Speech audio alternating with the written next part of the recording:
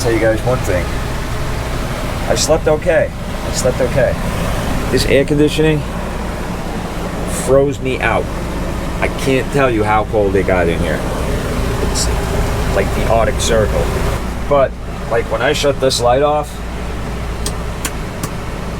you see how dark it gets in here. There's only a little bit of light. It's starting to become daylight now. I don't know, it's like 20 after 7 in the morning. And anyway, I did make one huge error making coffee in the morning, guys. You know, I'm not Svetlana, okay, but I have to have it to wake up, okay? Look at this face.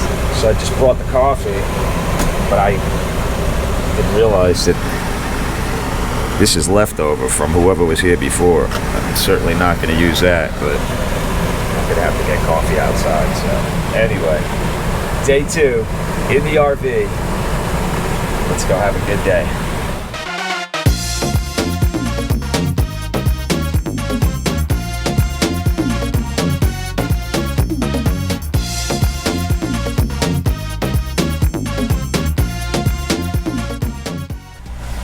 Let's see what's going on. We had some rain last night.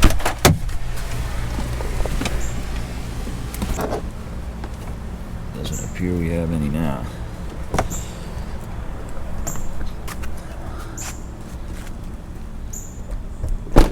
My glasses are all fogged up.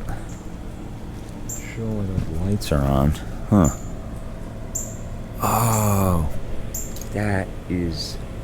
I was like playing around with the light and nothing was going on. I was wondering why. That's probably what it's to. I gotta remember to shut that off. Anyway, did a pretty good job. It's kind of muddy here. Let's see if I could rig some coffee. It's really nice and peaceful in here though. This is Tomoka State Park. I'm probably pronouncing it wrong. Anyway.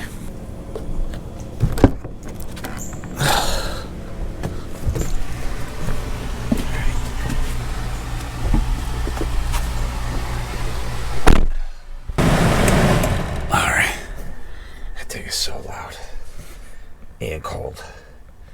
The bathroom facilities are like 50 feet away, so I went and I took a shower there, and it's good bathrooms, decent, it's pretty clean, and it's good. Let's see what this thing is all about. I haven't used it once. Oh good lord, what in God's green earth is that? It looks like carrots put in a blender. I ain't using this thing. All I can say is I hope it's chemicals to keep it from smelling or something. I don't know. I don't know what that is. I should have opened it when he was here and asked him what it was. Anyway, I'm just gonna head to the bathroom over there if I need be. First up is some coffee, though. Oops. Didn't need to resort to this, thankfully.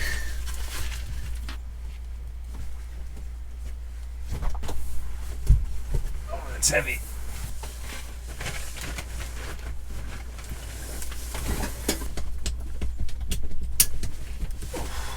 What I forgot was that there's storage here too. I could put some of this stuff in here. You see? They have a fan here, but I don't need it. And that one's empty too, so I might get some of this stuff out of the way. So apparently that coffee was fresh. I opened it up a little bit and I could see it had never been used, so I guess they just give you one and you're on your own after that, so better than nothing. Guess it's done. There's actually more stuff over here, guys, that I didn't realize. Dog leash, first aid kit. What is that? Sewing kit? I don't know what that is. Oh, here's pots and plates.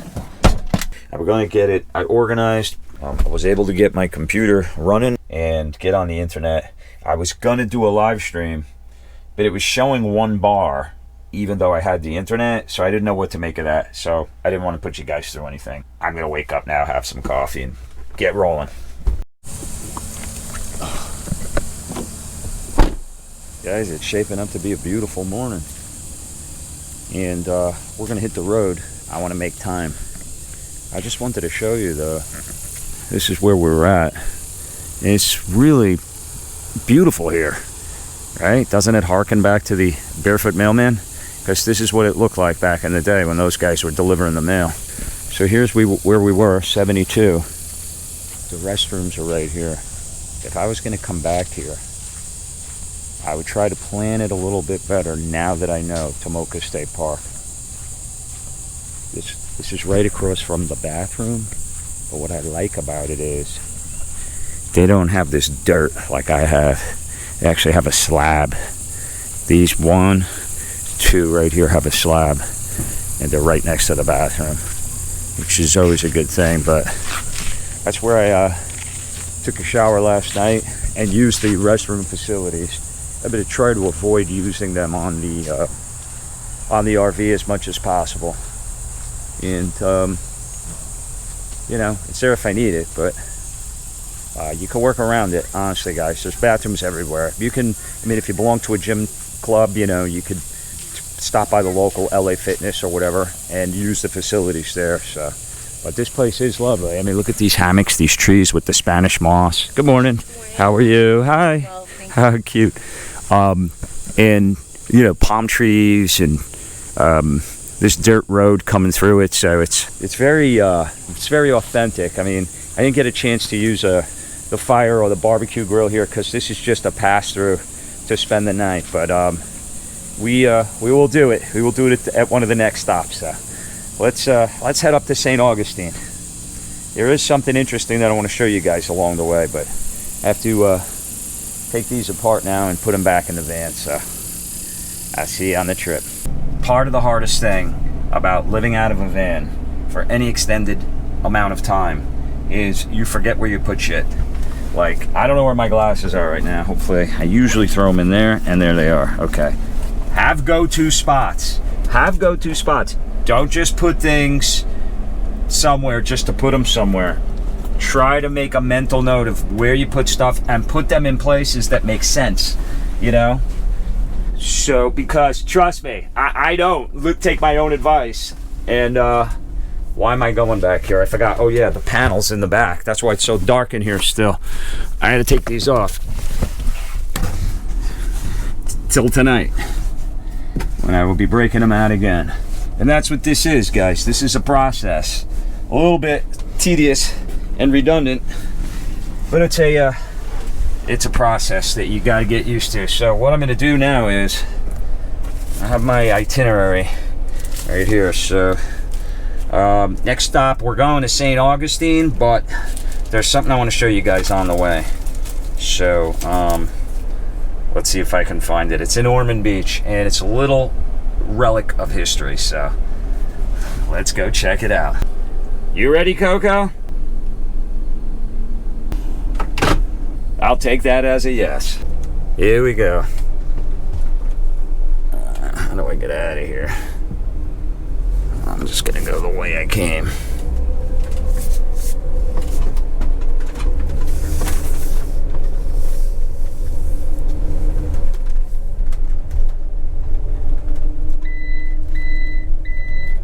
So this is called Beach Street, I think, that I'm on, which runs into the park, which we just left. And this was the canopy that I wanted to show you guys last night. I mean, look at these trees. Look at that Spanish moss just hanging right over the road. It's beautiful.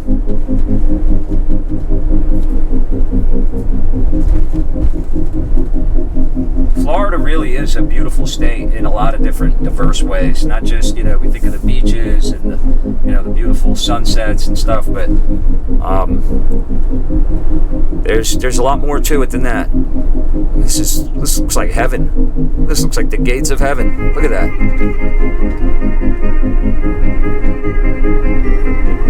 So that right there is the bridge we came over last night.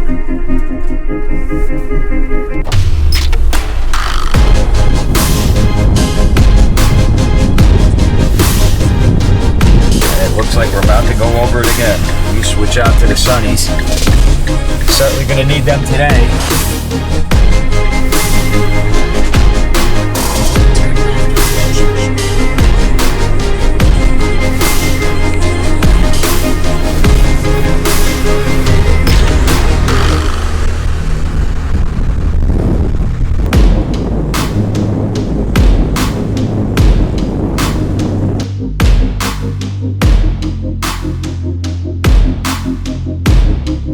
I can see it just up ahead on the right.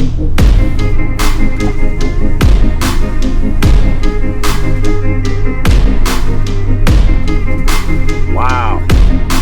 Piece of history right there, guys. I gotta find a place to park so we can go in for a closer look.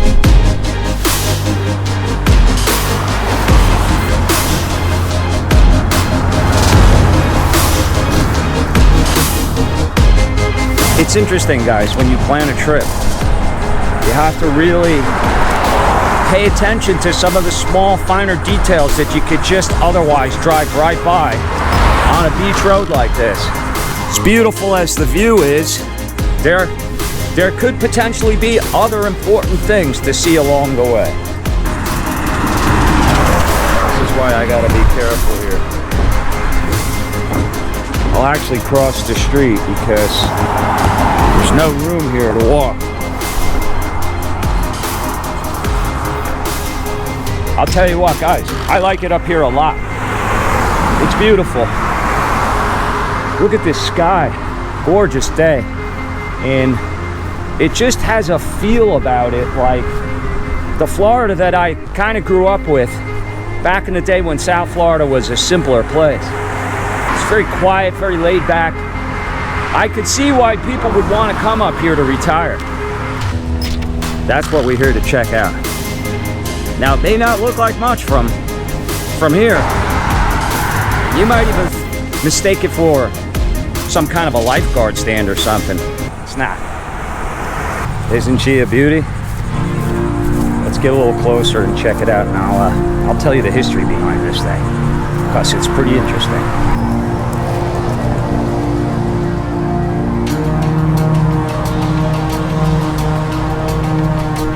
No, this is not a lifeguard stand. It's not a sunbathing deck either. This, ladies and gentlemen, this is a World War II watchtower.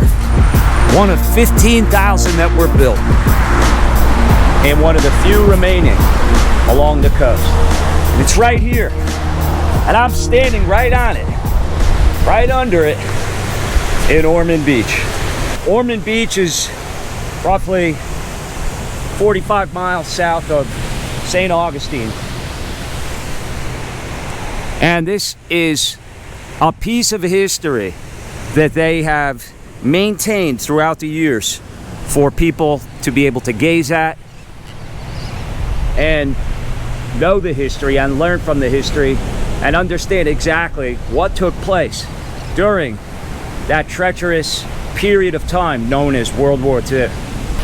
Guys, there were 15,000 of these things up and down both coasts, the Atlantic and the Pacific, all really around the entire country. There were a total of 15,000 of them. And what it's called is it's called a watchtower. It's a watchtower because they were manned or womaned by people that were volunteers, civilians.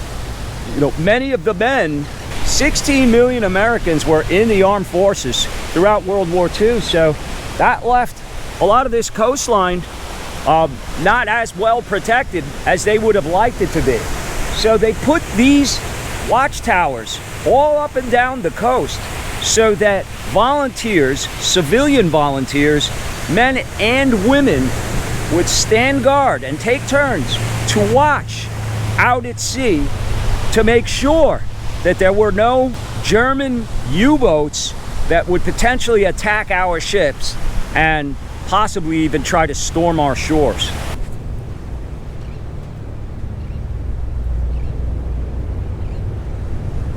Now you can see all of the glass, all the windows, plenty of visibility to be able to gaze out at the ocean to make sure that nothing that shouldn't be out there was coming our way. Now, it wasn't only for spotting ships, it was also used to look out for aircraft, and it was also used to find survivors of ships that were torpedoed and sunk by the Germans. You may find it hard to believe, but during World War II, right out off these waters here in the Atlantic, 180 American ships were attacked by German U-boats.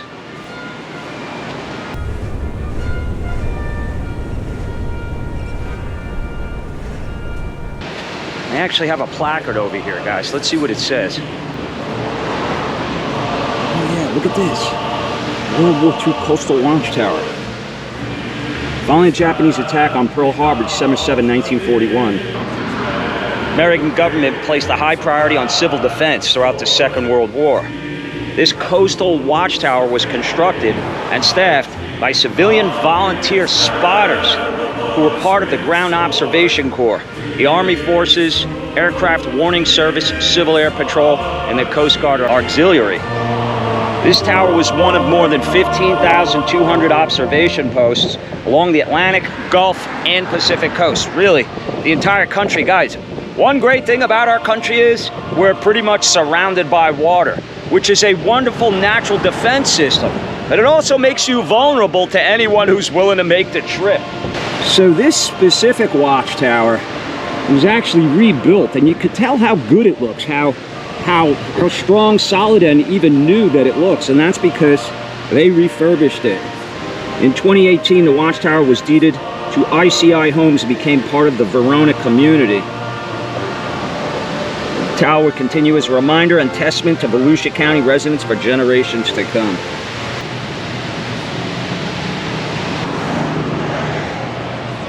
Yeah, look at that. It says Aircraft Warning Service Volunteer Observer. They actually gave out, I guess, patches. So you might be wondering, well, let's say they spotted something. What would they do then?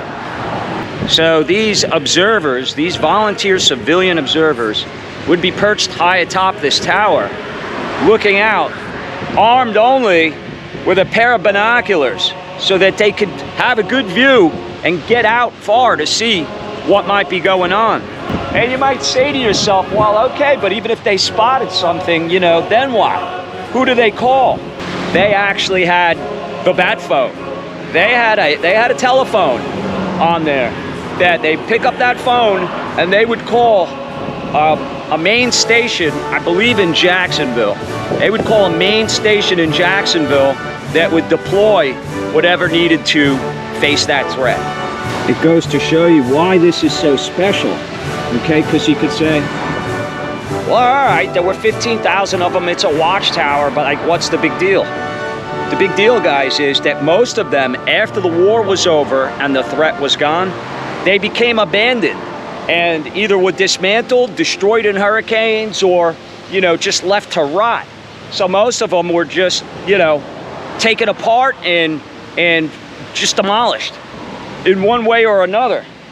But this one remained, and this is one of the few that remained, and that's what makes it so special, because guys, like anything else, once it's gone forever. So kudos to Volusia County for preserving this important piece of history right here on the beautiful shores of Ormond Beach.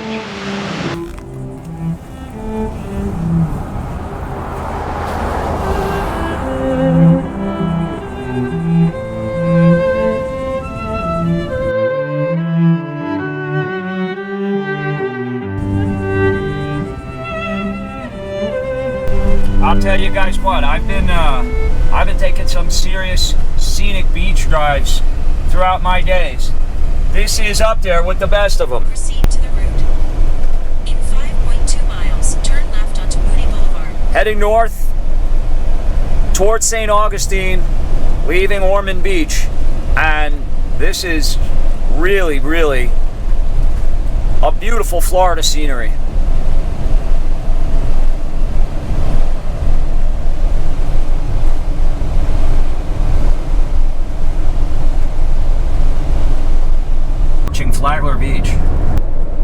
There's the water tower with Flagler Beach's name right on it.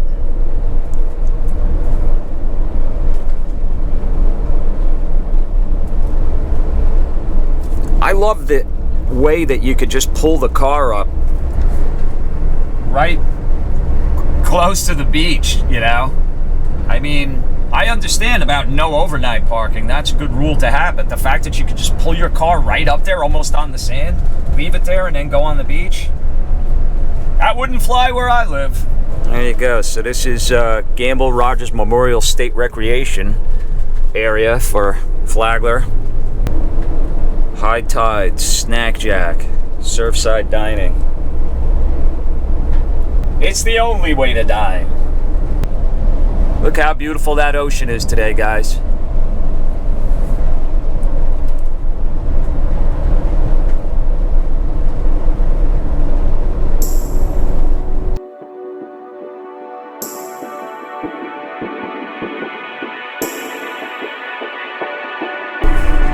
I don't know, it's looking pretty crowded here. This looks like Fort Lauderdale.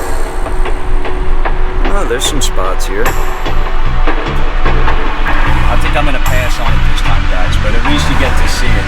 I got tracks to make because I want to get to St Augustine. There's a lot to see there. It's definitely a cool, beachy little town.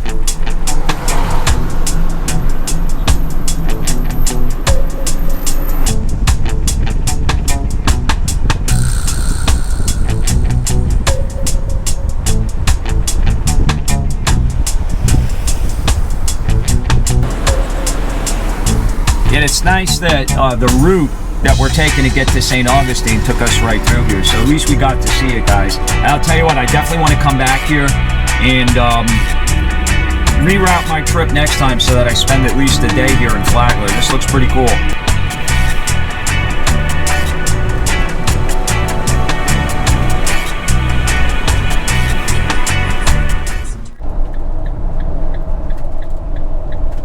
Keep right towards St. Augustine.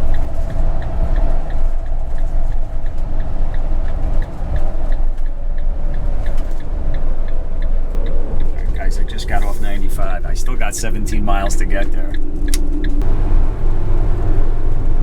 I'm getting pretty close. I found a place off of Ribera Street that will enable me to park this rig pretty much the whole day. At the next light, turn right. I can't sleep there, of course, but that's okay. We have that figured out. The destination is on your left. 3 Riberia Street. Arrived. Well, I don't know about this. I mean, I got a lot of valuables in here, and this looks pretty remote. Well, I'm gonna pull it up next to that other one. Reserved for tour buses, RVs, campers, and trailers only. So you can park it overnight, you just can't sleep in it. You can't camp in it. So we're not gonna do that anyway. Now we gotta go find where we gotta go, and it's a little bit of a hike, so let's go.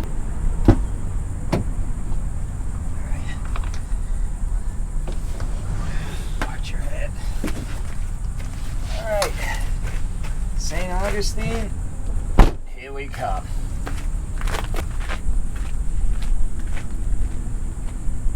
So guys, you might be wondering, Barefoot, you got the bike with you. What's up with you, man? Why are you walking some 0.5 miles? Well, the answer is St. Augustine is actually a really good walking town. It's better by foot than it is by bike. The bike would actually possibly be more of an issue for me in terms of traffic, foot traffic, just a lot of busyness, and then having to find a place to leave it. So we're walking. Have you ever done this before? This is cool. This is, you could just, you know, you go onto the Google Maps and you put your directions in and you just let it know, hey, I'm walking. It shows the little guy with his feet. That's me, the little guy with his feet. And you just take a little walking tour. So that's what we're gonna do. Tell you one thing, this is a haven of Spanish moss if you like it. There's a lovely example right there, right there, right there. right there. We probably have more Spanish moss than they have in Spain here in St. Augustine and North Florida. And you know what, guys? It's lovely up here. No trespassing. Welcome to St. Augustine, the nation's oldest city. I gotta keep that in mind and remember when I talk to you guys and tell you guys about the city of St. Augustine. This is America's oldest inhabited city. Talk about history. You guys know I'm a history buff, so let's go explore.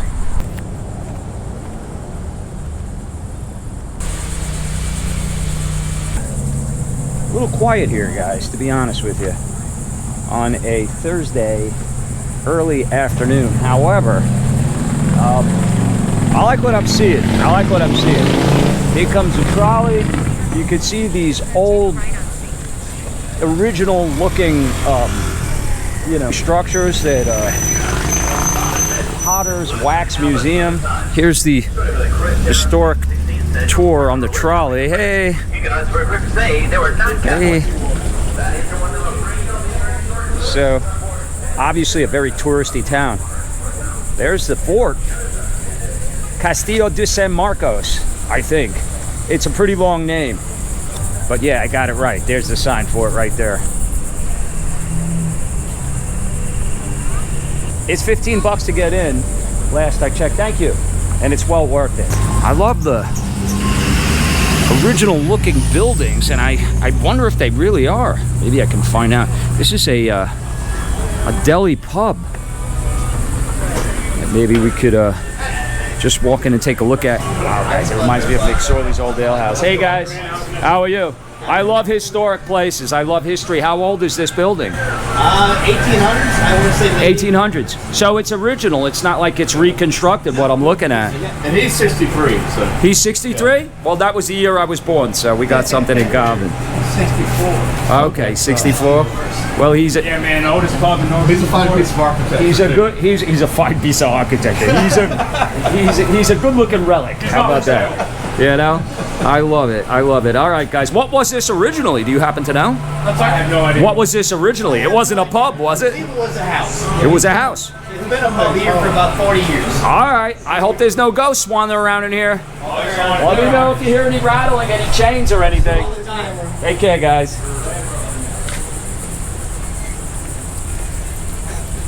Barefoot starting trouble in St. Augustine. They're gonna throw me in one of those old-fashioned jails, you know? The one that has the wooden thing that it opens up and it has, you know, the thing for your arms and your head. I hope you guys don't see me in there. Here's another one. What do we got? We got tikis and stuff. This is cool. This is like all original looking stuff here. Look at these little pottery pieces that you can hang outside on your patio. Lovely. Hello. How are you? It's nice and cool in here, I'll say that. I think she's a little camera shy, so let's move along. Guys, go to some of the older towns in our country. Don't let the Europeans fool you. We do have history here. Okay, it's not nearly as old as theirs is, but this is pretty old. This is pretty old, and the reason is because of the Europeans that came over here. This has Spanish influence. All right, I'm here, St. George Street. This has a bevy of various European cultures that were involved here, and so the Spanish controlled it for a while, and they would try to keep the British out. You know, British wanted to get their hands on everything, and that's why they built this fort here, to protect it from pirates as well as the British. Here we go. This is the street. This is the Boulevard of Dreams, ladies and gentlemen, that we are about to take a walk on. In fact, if I get a good enough signal, let's see what it is. It's good enough. Let's go live. What do you say? I'll see you on the live stream. Okay, guys, for those of you that missed it, I just got done doing a live stream here, and then the storm of the century started to follow me over that Lions Bridge. So even you guys were good enough to say, I think you better bag it, Barefoot. I was gonna take you guys during a live stream to this restaurant that I wanted you to see, but you know what? That's the beauty of this business. Let's just vlog my my episode going into the Prohibition Kitchen, which is a pretty renowned restaurant bar that looks really cool. So without further ado, let's get out of this rain. I won't be able to make it back to the RV without getting absolutely poured on. It's about a half-mile walk, so hopefully by the time I'm done at this restaurant, the sun will be out again, or maybe the moon. Let's go. I'm on St. George's. This is where it's at. It's just up here on the right, so let's go do this. It's really about to come down now, guys. So this restaurant couldn't come at a better time. I could try the Brooklyn pizza, but you guys have seen me eat that before. Brooklyn pizza that calls itself Brooklyn pizza, like the world's most famous Brooklyn pizza, world's most famous beaches. Anyway, forget all that nonsense. We're going to the Prohibition Kitchen right now. I made it just in time too. Dorothy! Dorothy! Couldn't help myself.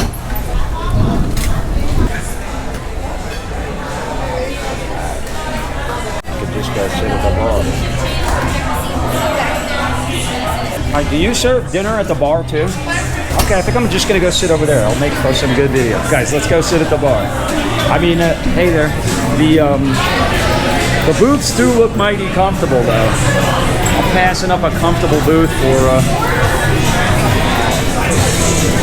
those booths look so inviting. What the hell though? You talk to the bartenders, they know this is all about you guys.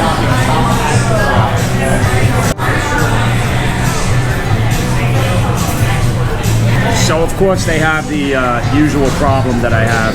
Hey there. How you doing? Good, you? Good. Do you want something to drink? Do you need a menu? I do, and I'd love a menu too. Food menu too? Yes, I'm gonna eat. Thank you. You know, I listen. Music definitely makes a place more alive, more fun, and all that. I get it, but I mean, I have to talk over it and then do my own music thing. So anyway, look at the. Is this? What is this? It's our food menu. This is the menu. Yeah. Why is it on a? I actually don't. Just for fun. What's it all about? Could you tell me a little bit about the history so I can tell these guys? Do you mind? The building was originated in the early 1800s, so it's been around for a long time. Wow. We renovated it 5 years ago to become vegan. What? So the name Prohibition Kitchen. Why do they call it that? Was this? It's the name that they wanted to really emphasize the true nature of cocktails, which comes from. Because it kind of has that aura about it. Yeah, we got that little steampunky vibe. There you go. I love it. All right, guys. Okay. I mean, I do happen to know that the metal that was brought in here for the ceilings was brought in here by Henry Flagler. I could be wrong about that, but I don't think I am. Something to do with Flagler, with the ceiling here, with these metal fixtures that are up on there, the tiles, these metal tiles. I think were brought in by Flagler. But anyway, let's see what we're gonna have to eat. So this is the menu. Franklin Delano Roosevelt signing away on my menu. And they have that on there because of the repeal of Prohibition, which is pretty cool. But on the back of it, front looks like a newspaper, back has the menu. So I'm in the mood for a steak. I don't know. We were talking about it yesterday in Daytona Beach because of the steak restaurant that's there. And so maybe I'll get a burger or a steak. We'll see. Beer cheese soup. You gotta try that. Beer and cheese, two of my favorite things in the world. You gotta try that.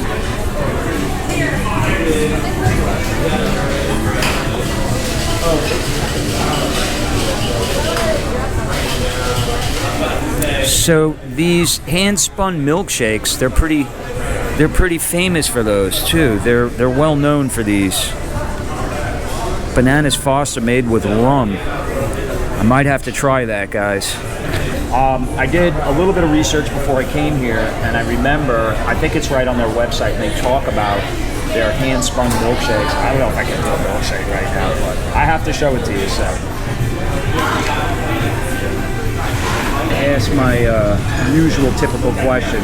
What are you guys known for? Triple mushroom Swiss burger.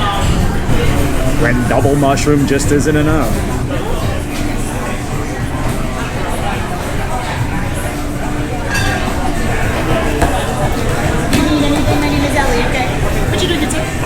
I got some questions if you don't mind. Absolutely. Because what I like to do is, I like to do, these guys that well know, I like to do what the place is known for. And you guys are known for like burgers. Burgers for sure. I would say go with the PK signature burger. So give me the one that you think, whatever you recommend. This one for sure with the fried egg, bacon jam. Oh, it's got a mac and fried cheese. egg on it. Okay, Yeah. you're playing my song. And also, aren't you guys known for milkshakes? We do. We make alcoholic and non-alcoholic. So many.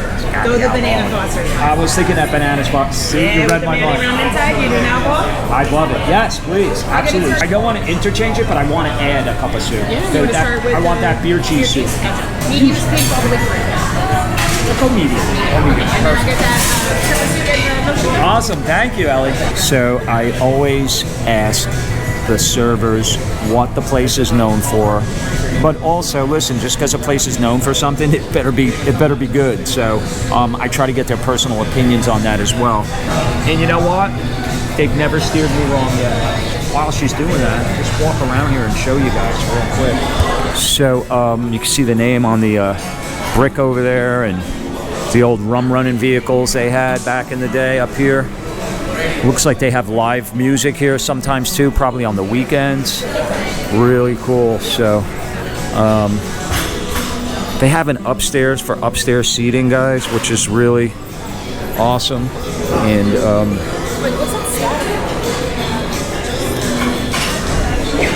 the boots look really, really comfortable.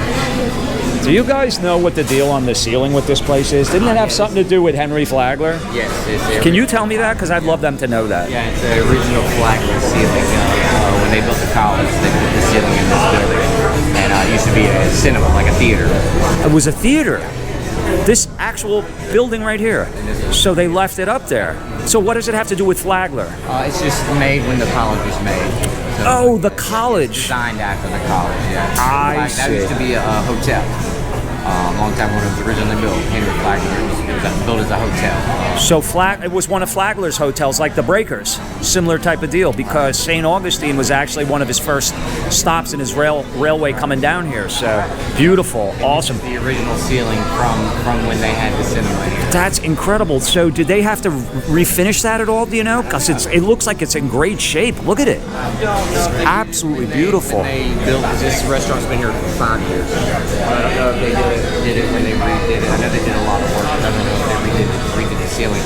You know what? It's amazing that it's only been here 5 years, and it looks like it's been here for 500 years. Well, the building itself has been here for 5 years. Really? This is one of the original buildings. Yeah, probably not the original, like not 1565, but like probably 1700. Okay, so you're still looking at a good, 3 to 400 years, something like that. Exactly. Awesome. Well, a lot of history here. Thanks for sharing that with us, buddy. I appreciate it. Look at the bar, guys. I sat down at it, and I really didn't get to see this framework. The bar is 70 foot long. The bar is 70 feet long. You know what? Look how nice that is. It's awesome. 70-foot long bar. It was nice of him to share that with me. Here's more of this kind of metal work here, guys. Really cool. I love this wood, just the authenticity of it all, and they did such a good job to preserve this stuff.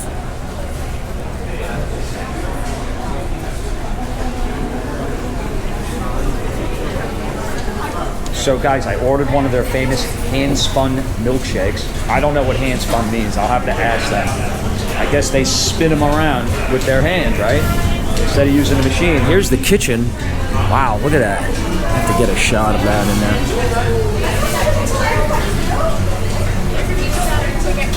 there. Really cool. I love when I go to a place to eat when I can see what they're doing and watch them actually make my food.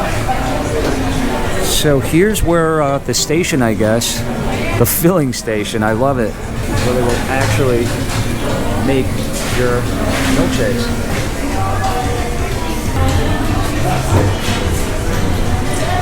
Alright guys, I got some beer cheese soup that's calling my name. It's funny, I thought about getting a beer, but I'm getting a milkshake instead. But I got beer in my soup, so who's better than me? And there it is. Oh, they give it to you in a little crock. You guys ready? Here goes nothing. Get a little croutons or pretzels. Look at that.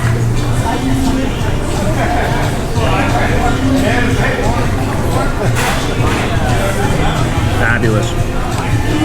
Fantastic. Rich, creamy, cheesy, beery. They finish it off with some scallion. Oh, it's so good, guys. And you know what? It's not that it was cold out there, but with that storm coming, it just gives me a nice, cozy feel here at the Prohibition Kitchen.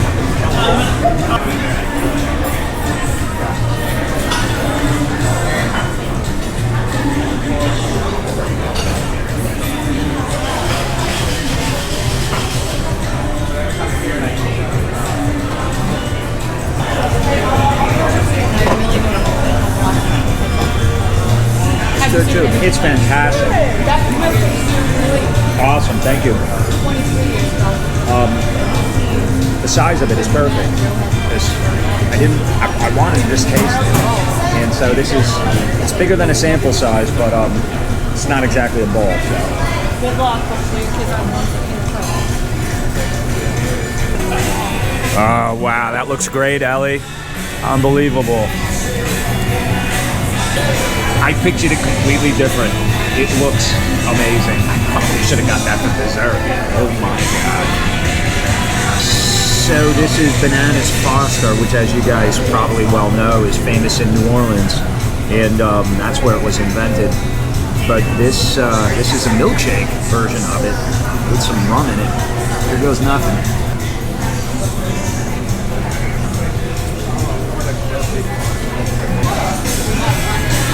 I'm going to tell you right now, the fact that I'm having a burger with this is, I don't think I could have paired two better things. It's sweet. It's kind of butterscotchy. You know, I could taste the bananas, and I certainly taste the rum. They didn't skimp on it. It's really delicious. It's funny because it is on the sweet side. I mean, come on guys, it's a milkshake. It better be sweet or something wrong. But it also tastes very refreshing. So I can't wait to taste this along with the burger simultaneously. Stay tuned.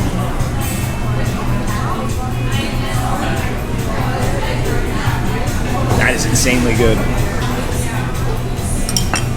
I think my cardiologist is gonna have a heart attack. You have to enjoy yourself too, guys. You gotta sample things. Would I have this to eat 5 days a week in my house? Of course not. That's why I can enjoy it now.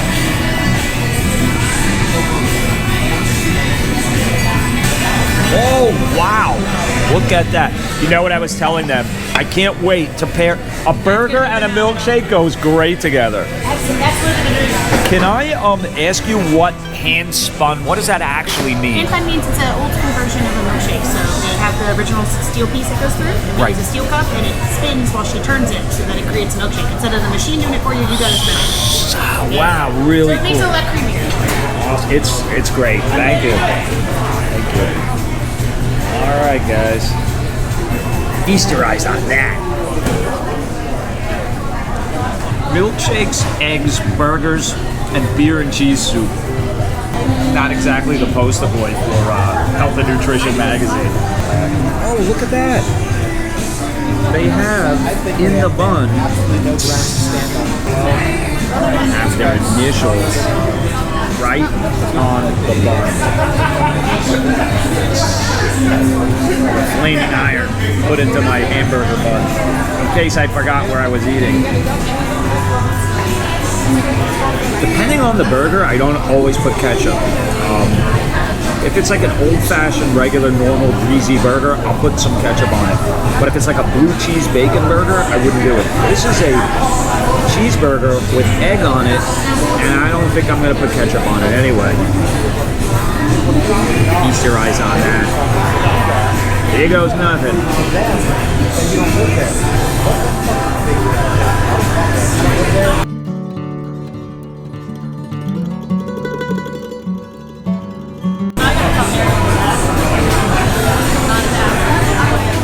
Oh, that is just out of this universe.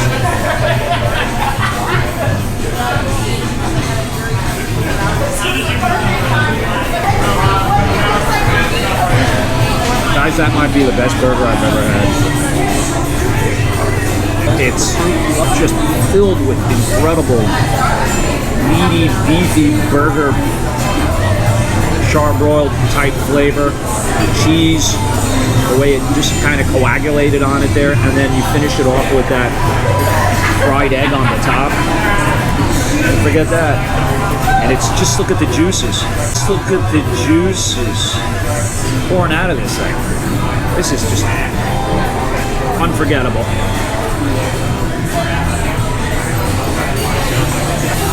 Now this.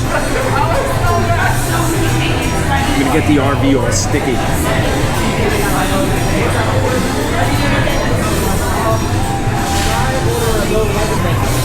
You know what? I knew it was gonna be good. Honestly, I didn't think it was gonna be this good. How good does something taste when it tastes better than your high expectations? Don't get any better than that.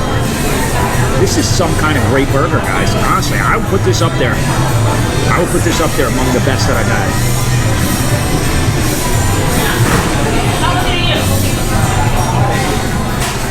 As I'm eating it, it's making more sense to me that there's no ketchup on it. Because ketchup just wouldn't go with this burger. It's got bacon on it that I only just bit into. And the bacon is also very sweet and sugary and kind of apple flavored. Hickory smoked apple flavor kind of thing with the cheese and the egg, and it's good.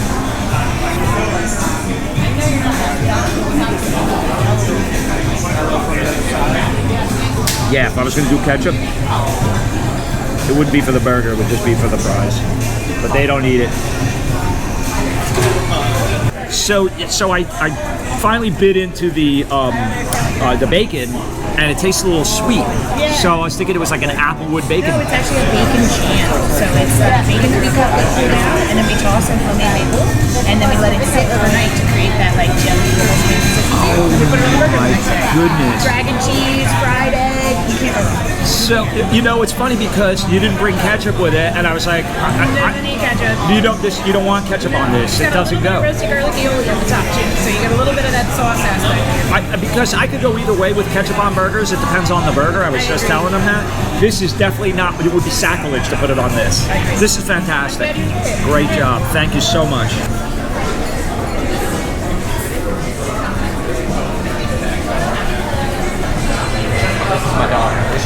Oh, hey, how are you?